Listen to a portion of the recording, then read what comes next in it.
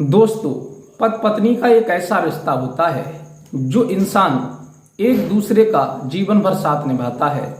चाहे वो सुखी हो दुखी हो, लेकिन हर इंसान पीछे हट जाता है मुसीबत में। लेकिन पति पत्नी एक ऐसे जोड़ा होते हैं जो ना तो पति पत्नी का साथ छोड़ता है और ना ही पत्नी पति का साथ छोड़ती है। दोनों के लिए एक दूसरे के लिए इसीलिए भगवान ने मिलाया है कि तुम सुख दुख में एक दूसरे का जीवन भर साथ दो और उन्हें एक दूसरे का हौसला देकर के अपनी जिंदगी को आनंद से जियो। लेकिन कुछ परिस्थितियां ऐसी भी आ जाती हैं जहां पति पत्नी एक दूसरे से अलग हो जाते हैं और सुख में तो वो साथी होते हैं, लेकिन दुख आने पर या तो पत्नी पति को छोड़ देती है या फिर पति पत्नी को छोड़ देता है। आज की जो कहानी मैं आपको सुनाने के लिए जा रहा हूँ, इसमें भी कुछ ऐसा ही हुआ है। एक लड़का कॉलेज के समय एक लड़की से प्यार करने लगता है और फिर वह उससे ही शादी कर लेता है। कहते हैं कि प्यार अंधा होता है और प्यार में ऊंच नीच और जातवाद और कुछ नहीं देखा जाता। जब वो दोनों एक दूसरे को पसंद कर लेते हैं, शादी कर लेते हैं, तब वो लड़की दुल्हन बनकर के उस लड़के के घर आ जाती है। कुछ दिन तक तो रहती है, लेकिन वक्त किसका कब बदल जाए ये भी किसी के हाथ की बात नहीं है, ना कोई इसे जान सकता है पहले से।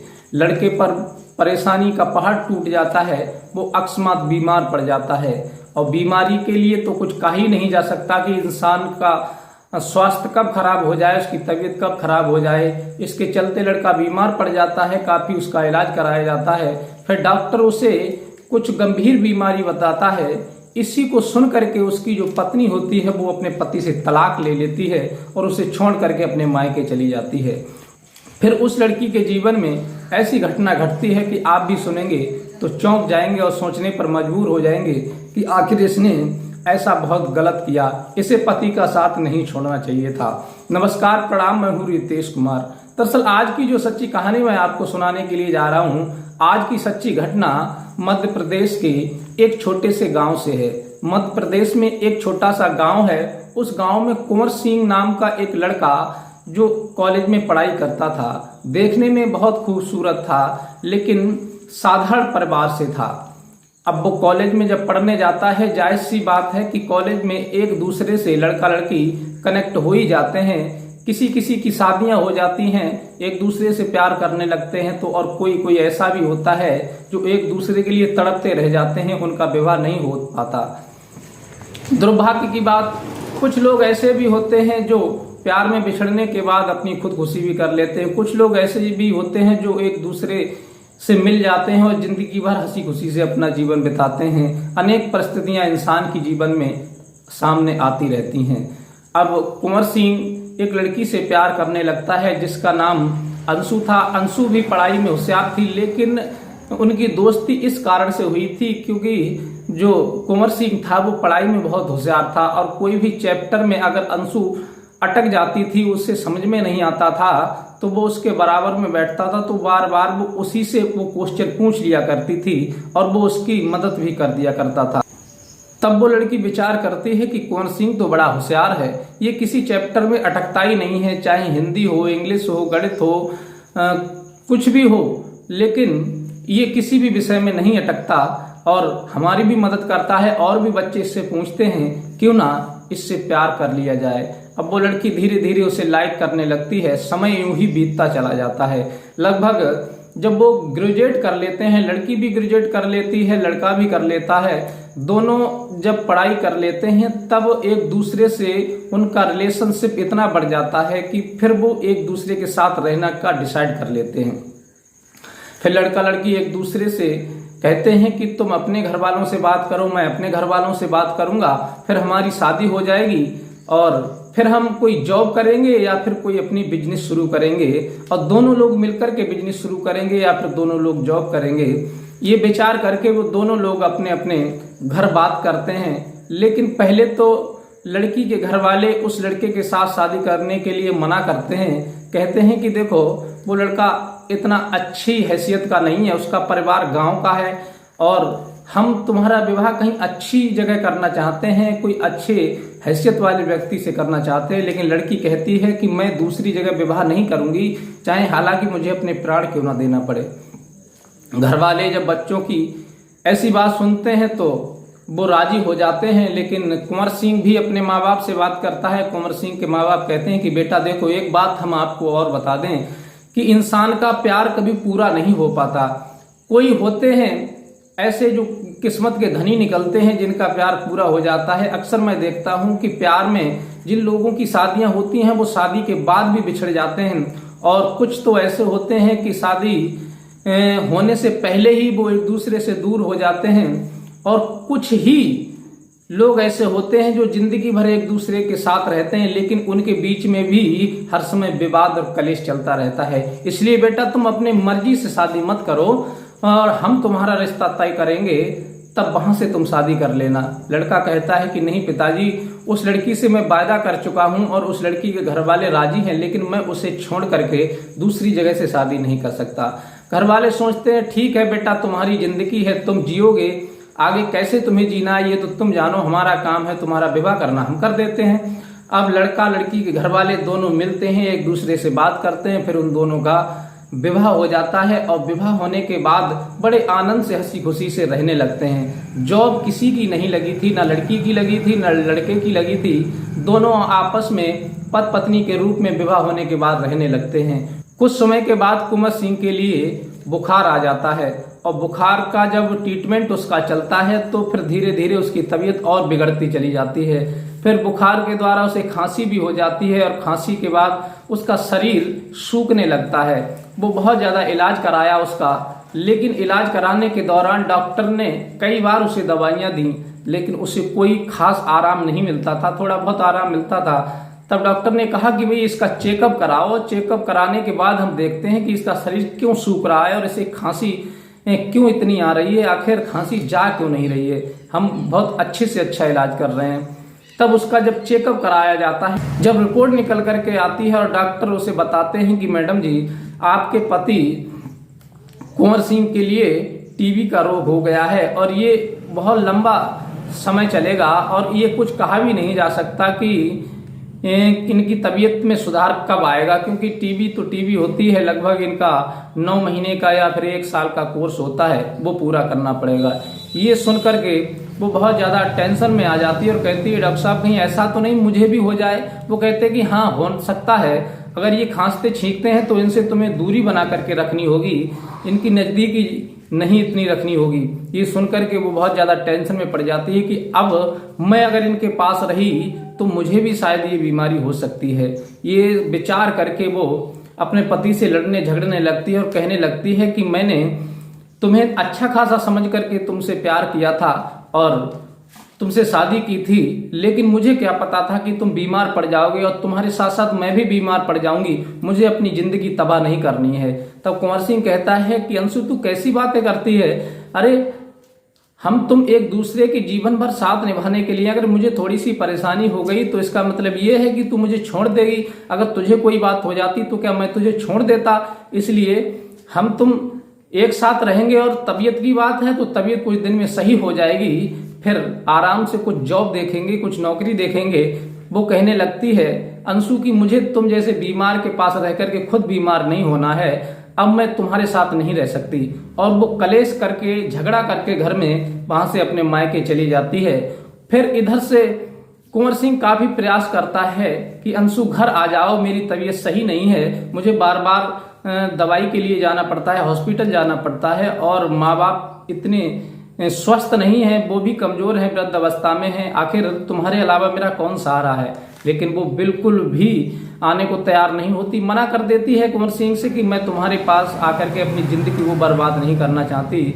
और फिर वह कुंवर सिंह से तलाक ले लेती है, लेकिन कुंवर सिंह बहुत प्रयास करता है तलाक ना हो, कि कहते हैं कि पुरुष के हाथ में यही नहीं होता कि पत्नी के खिलाफ कोई कार्य कर सके, अगर वो करता भी है तो उसके खिलाफ कार्रवाई होती है और पत्नी जब चाहे तब पति को तलाक दे सकती है। अब इधर ऐसा ही हुआ कि अंशु ने अपने पति को तलाक दे दिया, और तलाक देने के बाद फिर वो अपने मायके में रहने लगती है।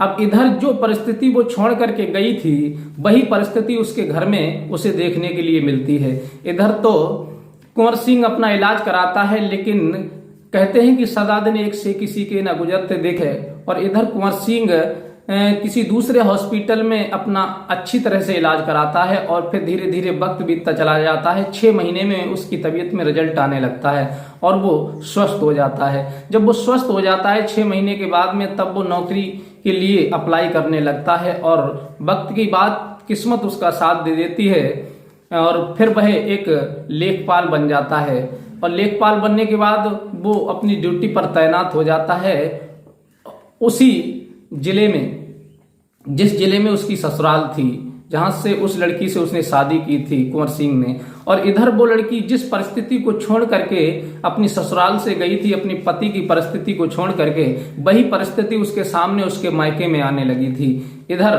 वो अपने पिता की तबीयत को देखती है तो वो बहुत ज्यादा परेशान हो जाती है कि मैं यही स्थिति अपने पति की देख करके आई थी, इसी कारण से मैंने उन्हें छोड़ा था, लेकिन यहाँ तो मेरे पिता को भी यही दिक्कत मालूम पड़ रही है, इन्हें भी खांसी है, इनकी तबीयत भी सुधार नहीं हो रहा है, इन्हें भी बहुत ज्यादा शरीर इनका सूख रहा है।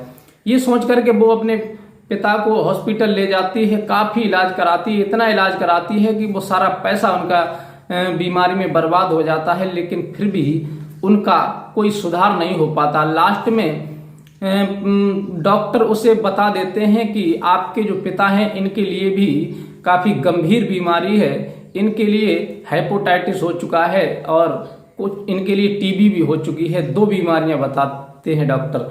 जब 2 बीमारियां बताते हैं तो वो बहुत ज्यादा परेशान हो जाती है, टूट जाती है कि मैंने इसी बीमारी के कारण अपने पति को छोड़ा था और इसी बीमारी से मेरे पिता जूझ रहे हैं, सारा पैसा बर्बाद हो गया है, अब घर में खाने को भी लाले पड़े, अब मैं क्या करूं, मुझे कुछ ना कुछ करना चाहिए। लेकिन उसकी नौकरी की कहीं जुगाड़ नहीं लगती है, लेकिन उसने जिस पति को छोड़ा था वो तो एक लेखपाल बन चुका था। अब वो परेशान हो जाती है, तब सोचती है कि आखिर करूं तो करूं क्या, कुछ तो करना पड़ेगा। अब वो महिला उसी शहर में एक जगह पर पेट्रोल पंप के बराबर में चाय का खोखा लगा लेती है और वहीं चाय बेचने लगती है। इधर से लेखपाल साहब अपनी बाइक से जा रहे थे निकल करके किसी भी शहर में प्लाट नापने के लिए, तो उनकी नजर उस खोखे पर पड़ जाती है, तो सोचते हैं कि चलो 2 मिनट बैठते हैं, चाय पानी पीने के बाद आगे बढ़ते हैं और फिर यहाँ से पेट्रोल भी डरा लेंगे। लेखपाल साहब जैसे ही उस खोखे पर अपनी गाड़ी को रोकते हैं तो सामने जो महिला थी उसे देख करके चौंक जाते हैं। वो महिला कोई और नहीं थी, उन्हीं लेखपाल साहब कुंवर सिंह की वो पत्नी थी, तलाकशुदा पत्नी, जो उन्हें टीबी की बीमारी बन गई थी, इस वजह से उन्होंने तलाक दे दिया था अपने पति को। अब वो लेखपाल के रूप में फिर वो खोखे पर बैठी हुई थी, जैसे ही अपने पति को देखती है तो शर्म की वजह से अपनी गर्दन को नीचे कर लेती है और आंखों से आंसू टपकाने लगती है। लेखपाल साहब वहीं खड़े हो जाते हैं और कहते हैं, और सुनाइए मैडम जी क्या हाल है, आज ये स्थिति हो गई तुम्हारी कि खोखे पर बैठ करके चाय बेचने लगी, तुमने तो मुझे छोड़ ही दिया था और तुम इस बात से डर रही थी कि कहीं मुझे ये रोग ना हो जाए। देखो मैं तुम्हारे सामने बिल्कुल स्वस्थ खड़ा हूं और मेरी जॉब भी लग गई, क्योंकि भगवान जो करता है वो अच्छे के लिए ही करता है। देखो मैं सरकारी नौकर बन चुका हूं और तुम कौन सी कगार पर आ गई हो, कौन सी परिस्थिति में आ गई हो, ये खुद अपनी तरफ देख लो। लेकिन वो रोने लगती है और कहने लगती है कि मुझे माफ कर दो, मुझसे बहुत बड़ी गलती हो गई जो मैंने आपको छोड़ दिया था, लेकिन ऐसा नहीं करना चाहिए था मुझे, क्योंकि पत्नी का फर्ज होता है पति की बुरे समय में मदद करे और पति का भी फर्ज होता है पत्नी की बुरे समय में मदद करे। लेकिन लेखपाल साहब कहते हैं कि तुमने अपना फर्ज कहाँ निभाया था, तुमने तो सोचा था कि ऐसा ना हो ये रोग हमको हो जाए और फिर मैं भी इनके तरह बीमार हो जाऊं, इसलिए तुमने हमसे तलाक लिया। हम कितनी विनती तुमसे करते रहे, हाथ जोड़ते रहे कि तलाक मत लो, लेकिन तुमने हमारी एक बात नहीं सुनी। अब आराम से चाय बेचो, गुजारा करो, मौज मस्ती करो, क्या दूसरी शादी कर ली तुमने। वो रोने लगती है, हाथ जोड़ने लगती है कि लेखपाल साहब अब मुझे क्षमा कर दो, मुझसे बहुत बड़ी भूल हो गई, मैंने कोई दूसरी शादी नहीं की है और मैं तो अपने पिता की बीमारी से इतनी जूझ रही हूँ कि सारा कुछ बर्बाद हो गया, एक एक पैसे को दुखी हो गई मैं, क्योंकि जो तुम्हें रोग था वही मेरे पिता को था, एक एक्स्ट्रा भी था और उस बीमारी में सारा पैसा खर्च हो गया। अब हम दाने दाने को दुखी हैं, बस गुजारा करने के लिए चाय का खोखा यहाँ पेट्रोल पंप पे लगा लिया है, इसी से गुजारा हो रहा है। वो बहुत ज्यादा रोने लगती है, गिड़गिड़ाने लगती है। तो लेखपाल साहब कहते हैं कि तुम्हारी मर्जी है, अब तुम आराम से चाय बेचो। और उस समय तो वो उसे ठुकरा करके चले जाते हैं, लौट करके फिर वहीं रुकते हैं। लेकिन फिर वो अपने माँ बाप को फोन करते हैं कुंवर सिंह कि अंशु आज हमें पेट्रोल पंप के पास एक खोखे पर चाय बेचती हुई मिली है और बहुत ज्यादा रो रही है, गिड़गिड़ा रही है, क्या करें। तब उसके माँ बाप कहते हैं कि बेटा उसकी इच्छा क्या है। लेखपाल साहब कहते हैं कि इच्छा क्या है, वो तो आने के लिए अभी तैयार है क्योंकि वो एक एक दाने को दुखी है। तब लेखपाल के माँ बाप कहते हैं कि बेटा अब तुम ऐसा करो, क्योंकि तुम्हारा प्यार है और पढ़ी लिखी लड़की है, उससे गलती हो गई तो उसे क्षमा कर दो, घर ले आओ। हो सकता है जिंदगी में एक ठोकर लगने के बाद उसे कुछ समझ आ जाए, कुछ अकल आ जाए। और कहते हैं कि इंसान को जब तक ठोकर नहीं लगती तब तक अकल नहीं आती। तब लेखपाल साहब अपने माँ बाप की बात मान करके और उसे अपने साथ लेकर के घर चले जाते हैं और वो खोका अपने ही गांव के गरीब व्यक्ति को दे करके चली जाती है और वो बड़े आनंद से अपनी जिंदगी को बिताने लगते हैं। तो साथियों, इस कहानी से आपको क्या सीखने के लिए मिला? क्या लेखपाल साहब ने सही किया या गलत किया? उसे अपनाना चाहिए था या नहीं चाहिए था? ये अपनी पूरी राय हमें कमेंट में लिख सकते हैं और अपनी राय दे सकते हैं। कुछ हमारे ऐसे श्रोता हैं जो हमारी वीडियो को नियमित रूप से सुनते हैं और हमारी वीडियो पर कमेंट भी करते हैं। अगर आप भी अपने नाम वीडियो में बुलवाना चाहते हैं तो अपना नाम और जिला लिख करके हमें कमेंट जरूर करें। हमारे कुछ श्रोता हैं जिनके नाम हैं माधुरी लोधी राजपूत मेहताब नगर बदायूं से हैं, अर्जुन ठाकुर हैं और प्रशांत लोधी राजपूत मेहताब नगर बदायूं से हैं, मूलचंद गुर्जर हैं, विकास कुमार हैं। ऐसे कुछ लोगों के नाम मैं रोज बोलता हूँ। ज़्यादा नाम अगर बोलूँगा तो वीडियो बहुत ज़्यादा लंबी हो जाएगी, इसलिए हर रोज नई वीडियो में मैं अपने श्रोताओं के नाम बोलता हूँ। अगर आप भी बुलवाना चाहते हैं तो हमें कमेंट करें और अपने यार दोस्तों को भी ये वीडियो शेयर करें। अगर वीडियो अच्छी लगी हो तो हमें फॉलो जरूर करें, हमारे चैनल को लाइक सब्सक्राइब जरूर करें और मिलते हैं इसी प्रकार की कोई नई कहानी के साथ। तब तक के लिए नमस्कार।